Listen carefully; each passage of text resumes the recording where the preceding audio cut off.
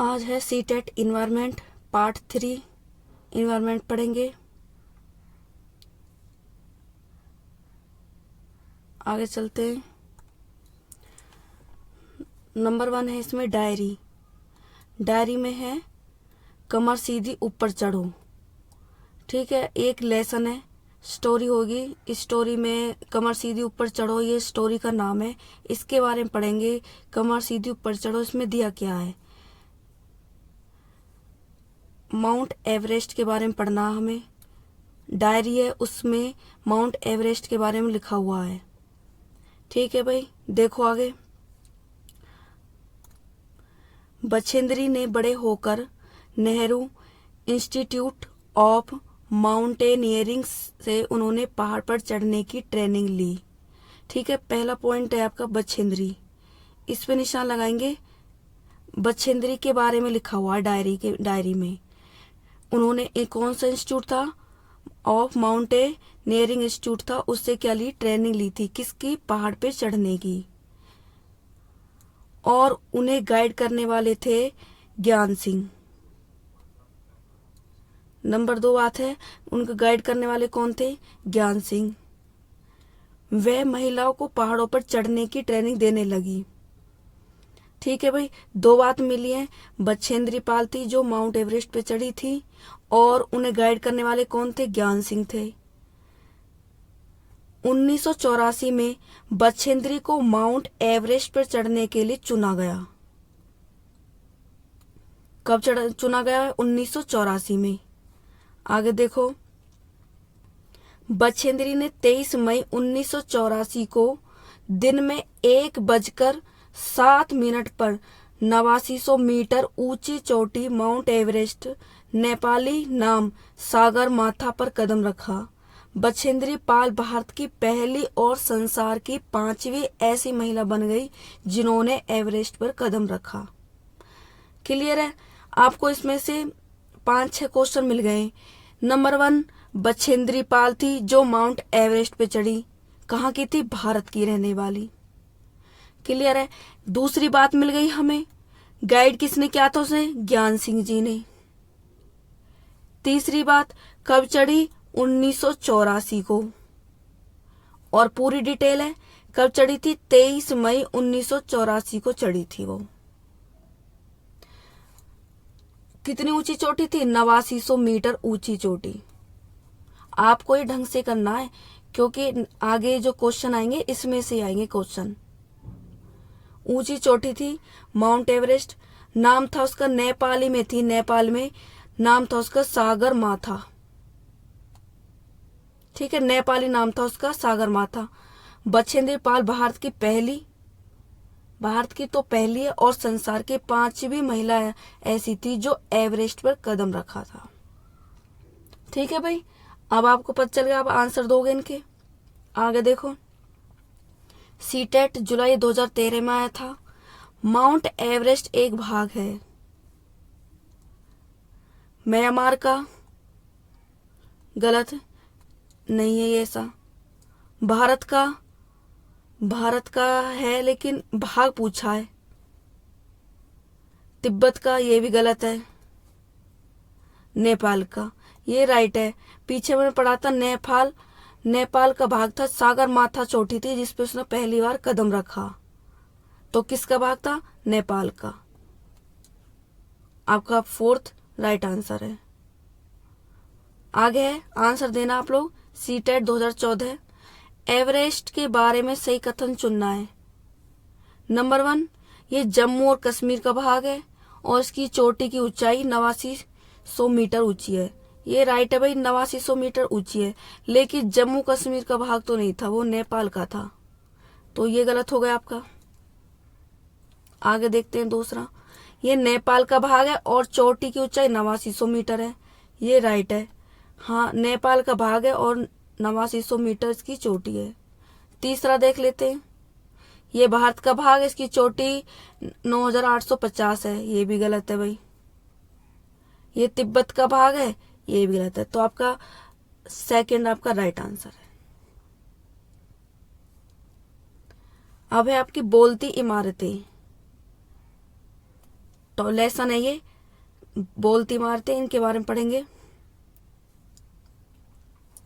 बोलती इमारतें में है आपका गोलकुंडा है, गोलकुंडा या गोलकोंडा दक्षिण भारत में हैदराबाद नगर से 5 मील पश्चिम स्थित एक दुर्ग तथा ध्वस्त नगर है, यानी कि टूटा फूटा जिसका विनाश हो चुका है। हैदराबाद में है गोलकुंडा, भारत के हैदराबाद में गोलकुंडा है जो बेकार हो चुका, उसके बारे में पढ़ना है। पूर्व काल में यह कुतुब शाही राज्य में मिलने वाले हीरे जवाहरातों के लिए प्रसिद्ध था, यानी कि कुतुब शाही राजा थे जो उनके राज्य में प्रसिद्ध था, क्योंकि यहाँ हीरे सोना चांदी मिलते थे। तीसरी बात है ये ग्रेनाइट की एक पहाड़ी पर बना था। भाई इसको ढंग से इसलिए पढ़ना है क्योंकि इसमें से क्वेश्चन आएंगे आपके, कौन सा है और कौन सा नहीं है बोलती इमारतों में से, जिसमें कुल 8 दरवाजे और एक पत्थर की 3 मील लंबी मजबूत दीवार से घिरा हुआ है। यहाँ के महलों तथा मस्जिदों के खंडर अपने प्राचीन गौरव गरिमा की कहानी सुनाते हैं। मूसी नदी दुर्ग के दक्षिण में बहती है और दुर्ग से लगभग आधा मील उत्तर कुतुब शाही राजाओं के ग्रेनाइट पत्थर के मकबरे हैं जो टूटी फूटी अवस्थाओं में अब भी विद्यमान है। ठीक है भाई, आपको बहुत आता है ये क्वेश्चन। गोलकुंडा है कहाँ, कहाँ पड़ता है, किस राज्य में था, कौन सा राजा चलाता था, सब आता है ये। तो गोलकुंडा था कहाँ भाई, हैदराबाद। पहली बात ये आपकी। कहाँ पड़ता है, दक्षिण भारत में। ठीक है, और इसके राजा मतलब राज्य में कौन थे, कुतुब शाही राज्य थे, राजा थे सॉरी, और हीरे जवाहरातों के लिए प्रसिद्ध था। ठीक है, अगली पॉइंट बनती है आपके लिए, ग्रेनाइट की पहाड़ी पर बना था, कुल 8 दरवाजे थे, 3 मील लंबी मजबूत दीवार थी, मूसी नदी थी जो बहती थी। ठीक है, और कुतुब शाही राजाओं के ग्रेनाइट पत्थरों के मकबरे थे। आगे देखो, यह बुर्ज है, ये बुर्ज दिख रहे हो आपके ये वाले, ये बुर्ज है। देखो बुर्ज दीवार से ज्यादा ऊंचे हैं, ये दीवार है ना इससे ऊंचे हैं ये बुर्ज। इस किले के बाहरी दीवार में 87 बुर्ज हैं, सॉरी 87 बुर्ज हैं। जैसे ये रे, इनको गिनोगे तो ये 87 बुर्ज हैं भाई। आगे देखो, मोटी दीवार, लंबा चौड़ा गेट और इतने सारे बुर्ज, सुरक्षा के कितने कड़े इंतजाम है। आगे, ये तोप कुली कुतुब शाह सुल्तान के पास थी। तोप के बारे में बहुत आता है, तो किसके पास थी, कुतुब शाह के। पहला पॉइंट बनता है, तोप किसके पास थी, कुतुब शाह के पास। तोप का इस्तेमाल औरंगजेब ने किया था। पहला बनेगा भाई किसके पास थी, कुतुब शाह के, और फिर आएगा तोप का इस्तेमाल किसने किया था, औरंगजेब ने किया था। 3 देखो, जानते हो औरंगजेब बादशाह की पूरी फौज बंदूकों और तोपों के साथ यहाँ हमला करने आई थी, पर वह किले में घुस भी नहीं पाई। उसकी पूरी सेना 8 महीने तक बाहर ही बैठी रही। अब है इम्पोर्टेंट बात, यह तोप कांसे की बनी होती है। पहली सबसे इम्पोर्टेंट है जो बार बार आता है क्वेश्चन, यह तोप कांसे की बनी होती है। अब देखो, कांसे की चीजें 1000 साल पहले आदिवासी बनाते थे। नोट करना इस पॉइंट को, कांसे की चीजों को 1000 साल पहले आदिवासी बनाते थे। और तोप कैसी थी, कांसे की। कांसा क्या है, एक मिश्र धातु है जो मिलकर बना, कई चीजों से मिलकर बनी होती है, उसी को मिश्र धातु बोलते हैं ना। तो ये कांसा मिश्र धातु है, किससे बना, तांबा और टिन से। ठीक है भाई, किससे बना कांसा, तांबा और टिन से। आप चाहे ट्रिक भी लगा सकते हो ताकि आपको हमेशा ध्यान रहे। ये तो एक जीके का क्वेश्चन भी बन रहा है, कांसा का मिश्र धातु बताओ, आता कई बार। तो कांसा लिखो यहाँ और बराबर में लिखो ताटी। ठीक है भाई, कांसा ताटी। तो क्या ता से तो आपका बन गया तांबा और टी से बन गया आपका टिन। ये तो आपकी ट्रिक है, कर लोगे। लेकिन पार्ट से अलग है थोड़ी सी बात है आपकी तोप की। तोप किसकी बनी होती थी? कांसे की। और कांसे का प्रयोग कौन करते थे? पहले 1000 साल पहले आदिवासी करते थे। आएगा ये क्वेश्चन, आंसर क्वेश्चन बनेगा ना तब आएगी ये डिटेल। और कांसा आपका एक मिश्र धातु है जो तांबा और टिन से बना है। ठीक है भाई, चलो। कांसा ब्रॉन्ज के विषय में जिसका उपयोग गोलकुंडा के किले में मिली तोप में किया गया था, सही कथन चुनिए। सीटेट नवंबर 2012। देखो भैया, कांसा तांबा कॉपर तथा टिन की मिश्र धातु है। पीछे पढ़ा था हमने, राइट है बिल्कुल। तांबा को कॉपर भी बोलते हैं। कांसा है जो तांबा और टिन से मिलकर बना है, ये तो राइट है।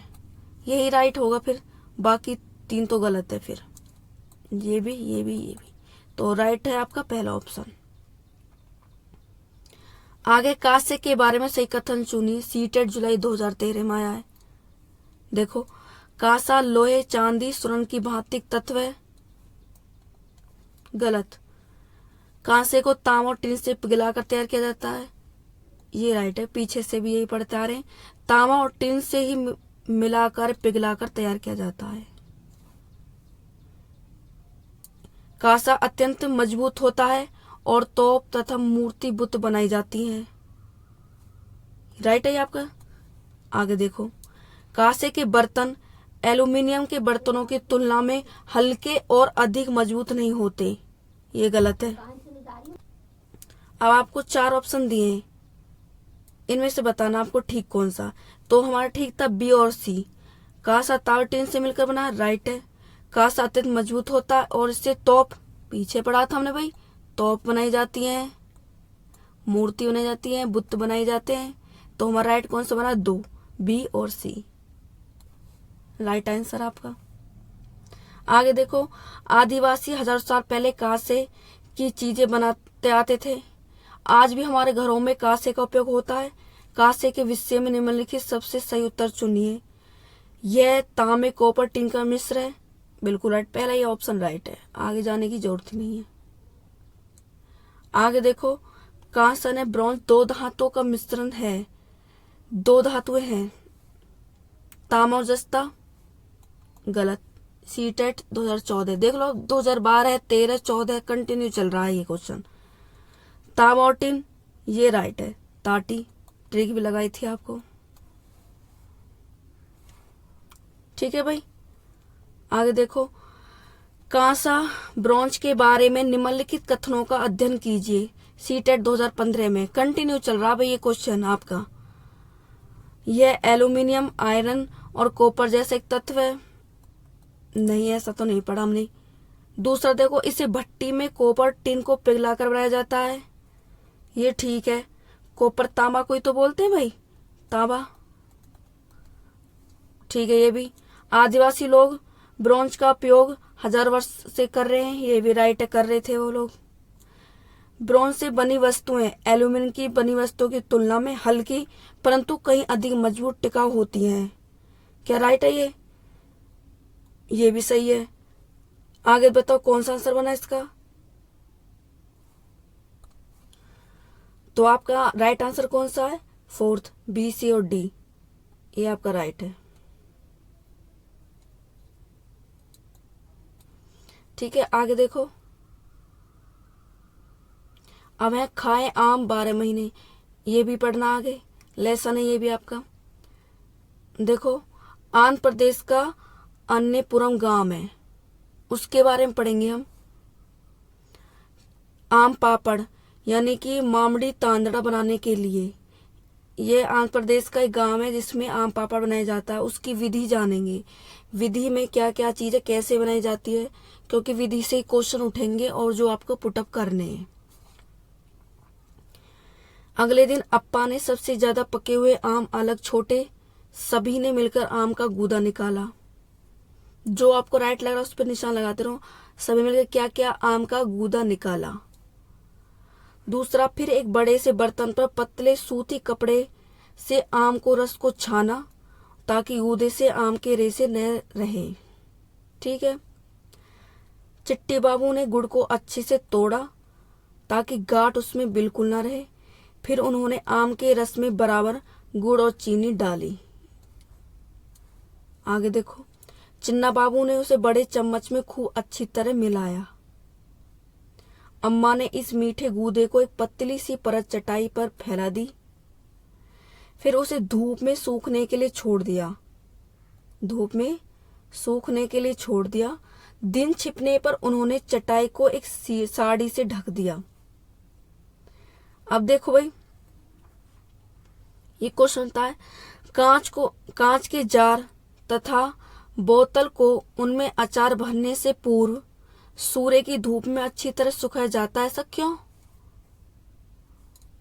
क्वेश्चन है आपका, आंसर देना आप लोगों को। नंबर 1, उनके तापमान में वृद्धि करने के लिए। भाई इसलिए सुखाते हैं हम किसी चीज को ताकि वो और गर्म हो जाए या उनके तापमान में वृद्धि हो जाए। गलत। नंबर 2, उनमें से धूल को हटाने के लिए, इसलिए सुखाते हो। अगर बाहर रखेंगे तो धूल वूल तो नहीं हटेगी, लेकिन ऐसा तो कुछ नहीं होता सुखाने से, ये भी गलत है। नमी को पूर्णतः हटाने के लिए, ये ठीक होता है। अगर किसी चीज को हम धूप में सुखाएंगे ताकि वो सूख जाए, उसकी जो नमी है, पानी है उसके अंदर, वो खत्म हो जाए, इसलिए तो उसे धूप में सुखाते हैं। तो थर्ड ऑप्शन आपका क्या है? राइट है। सीटेट फरवरी 2016 में आया था ये आपका। आगे देखो, रीना आम पसंद करती है। वह इन जाड़े के लिए संरक्षित करना चाहती है, यानी कि इकट्ठा स्टॉक करना चाहती है। निम्नलिखित में कौन सा तरीका संरक्षण के लिए सर्वाधिक उपयुक्त है? अचार और आम पापड़ बनाना, जूस तैयार करना और वायुरोधी डिब्बे में संचित करना, प्लास्टिक के थैले में रखना, रेफ्रिजरेटर में संचित रखना। अब बताना आपको कौन सी चीज है जो लंबे समय तक हम रख सकते हैं। देखो, अचार और आम पापड़ बनाना। अचार को हम 1-2 साल तक स्टॉक करके रख सकते हैं, आम पापड़ को भी। तो आपका पहला ऑप्शन क्या? राइट है। आगे देखो, खाद्य संरक्षण के लिए निम्नलिखित में से कौन सा जोड़ा ठीक नहीं है? यानी कि आप किसी चीज को ना स्टॉक करके रख रहे हो, तो इसके लिए कौन सा जोड़ा ठीक नहीं है आपके लिए, बताओ। सीटेट सितंबर 2015 में आया है। आलू से चिप्स, राइट है भाई। आलू से चिप्स बनाकर 6 से 1 साल तक से रखा जाता है। 6 महीने तो है, होती है गारंटी। 6 महीने मानो भाई, 6 महीने तक रखा जाता है। दूसरा, दूध से पनीर। दूध से पनीर बनेगा तो 1-2 दिन के लिए, ज्यादा लंबे समय के लिए नहीं बनता। ये गलत है थोड़ा बहुत। और देखते हैं आगे। सेब से जैम बना के रखा जाता है 6-7 महीने के लिए, ये भी ठीक है। कच्चा आम से अचार, ये भी ठीक है भाई। कच्चे आम से अचार भी लंबे समय तक रखा जाता है, 1.5 साल तक। लेकिन ये कह रहा खाद्य संरक्षण के लिए निम्नलिखित में कौन सा जोड़ा ठीक नहीं है? आलू चिप्स, ये भी लंबे समय तक चलते हैं। सेब से जैम बनाते हैं, ये भी काफी लंबे समय चलते हैं। कच्चा आम से अचार, ये भी। लेकिन दूध से पनीर बनता है, ये 1-2 दिन चलता है बस। यही है एक जो सबसे कम है, मतलब बहुत ज्यादा कम। हल्का ठीक तो है, इससे भी 1-2 दिन रखते हैं, लेकिन इन तीनों में से सबसे गलत यही है, दूसरा ऑप्शन। आगे, इस पौधे में पत्तियां हैं जिन्हें सब्जी की तरह प्रयोग में लाया जाता है और इसके बीजों में तेल प्राप्त किया जाता है। तेल, बताओ भाई। पालक, पत्तियां तो होती हैं लेकिन बीज, ये पीछे बोल रहा ना, बीजों से तेल प्राप्त किया जाता है, लेकिन बीज तो है नहीं, तो ये भी गलत हो गया आपका। नारियल में तो आप जानते हो कोई पत्तियां नहीं है, नहीं बीज से तेल तो प्राप्त होता है लेकिन पत्तियां नहीं है, उल्टा है। बंद गोभी, पत्तियां हैं लेकिन कोई तेल प्राप्त नहीं होता। सरसों है भाई, सरसों के पत्तों से सब्जी बना खा लेते हैं और इसके बीज से जब बड़ा हो जाता है इसका पौधा, बीज निकल आते हैं, उससे हम सरसों से तेल निकाल लेते हैं। तो राइट आपका 4th है। आगे देखो, ग्रामीण क्षेत्र के मकानों के ढांचे वहां की जलवायु, मौसम की स्थिति से संबंधित होते हैं। एक गांव के मकानों के लक्षण नीचे दिए गए हैं। मकान मजबूत बांस के खंभों पर बने होते हैं। अंदर से भी मकान लकड़ी से बने होते हैं। मकान जमीन से लगभग 3 मीटर से 3.5 मीटर ऊंचाई पर बने होते हैं। मकानों की छत ढालू होती है या ढलान वाली। ऐसे यदि इस गांव में भारी वर्षा होती है तो ये गांव किस राज्य में होना चाहिए? ढलान वाली छतें होती हैं तो ये किस गांव में होना चाहिए? जहां बांस के और लकड़ी के मकान बनते हैं वे कौन सा? असम है, उत्तर प्रदेश है, राजस्थान है, बिहार है। तो आपका सीटेट फरवरी 2016 में आया था। ये असम है भाई। असम में ही बांस के लकड़ी के घर बनाए जाते हैं और ढलान वाली छतें बनाई जाती है। वहां वर्षा होती है ताकि पानी आसानी से नीचे आ जाए। आगे देखो, पशुओं की त्वचा पर विविध पैटर्न यानी डिजाइन होते हैं। सीटेट फरवरी 2016 में आया है। किस कारण? उस जलवायु कारण होते हैं जिसमें रहते हैं। ये भी राइट बन रहा है। जिस जलवायु में रह रहे हैं, हम जिस जगह रह रहे हैं, जिस माहौल में रह रहे हैं, उसके कारण ही तो हम वैसे बने होते हैं। तो ऐसे ही पशुओं का है, जिस जलवायु के कारण रह रहे हैं वो, तो उसी कारण हो उनकी त्वचा पे वो डिजाइन। आगे देखो, उनकी शारीरिक शक्ति की इंगित करते हैं। ऐसा कुछ नहीं बनता। परावर्तित प्रकाश के कारण होता है, यानी कि प्रकाश उन्हें टच किया और टच करके परावर्तित होगा, इसके कारण। ये भी नहीं है। उनकी त्वचा पर बालों के कारण होते हैं, नहीं। तो पहला आपका राइट बनेगा भाई। पशुओं की त्वचा पर विविध पैटर्न डिजाइन किसके कारण है? उनकी जलवायु के कारण होते हैं जहां वे रहते हैं। अगला देखो, राष्ट्रीय पाठ्यचर्या की रूपरेखा वर्ष 2005 के अनुसार निम्नलिखित में से कौन सी एक पर्यावरण अध्ययन की विषय वस्तु थीम है? वो यह सीटेट फरवरी 2016 में है। भोजन, सौरमंडल, मौसम या ऊर्जा। बताना है 2005 में पर्यावरण अध्ययन की विषय वस्तु थीम है। तो वो है आपकी भोजन। भोजन को इन्होंने पर्यावरण अध्ययन की विषय वस्तु की माना है। और सौरमंडल, मौसम, ऊर्जा ये आपके बायोलॉजी यानी कि वो क्या कहते हैं उसको,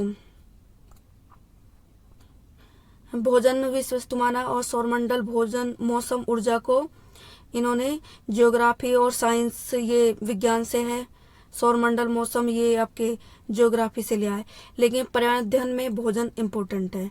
तो आपकी पर्यावरण अध्ययन की विषय वस्तु थीम है भोजन। अगला है, बगुला भैंस पर बैठता है क्योंकि? सीटेट फरवरी 2016 में आया है। बगुला तो आप जानते हो जो होते हैं ये व्हाइट कलर के, वो भैंस पे बैठते हैं। क्यों? कारण है, बगुला तथा भैंस में सहजीवी का संबंध है।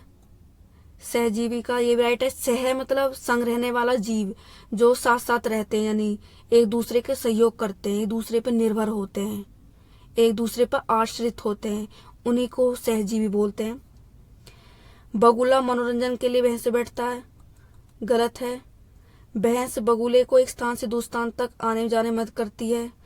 हल्का सा कोई 10% राइट है, पूरा राइट नहीं है।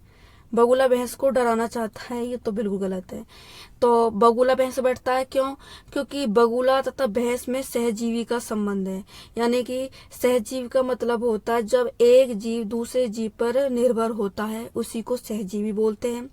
बगुला भैंस एक दूसरे के संबंध है, क्योंकि बगुला क्या होता है, भैंस से बैठता है तो भैंस क्या उसका रहने का स्थान देती है, यानी कि अपने ऊपर बैठा लेती है।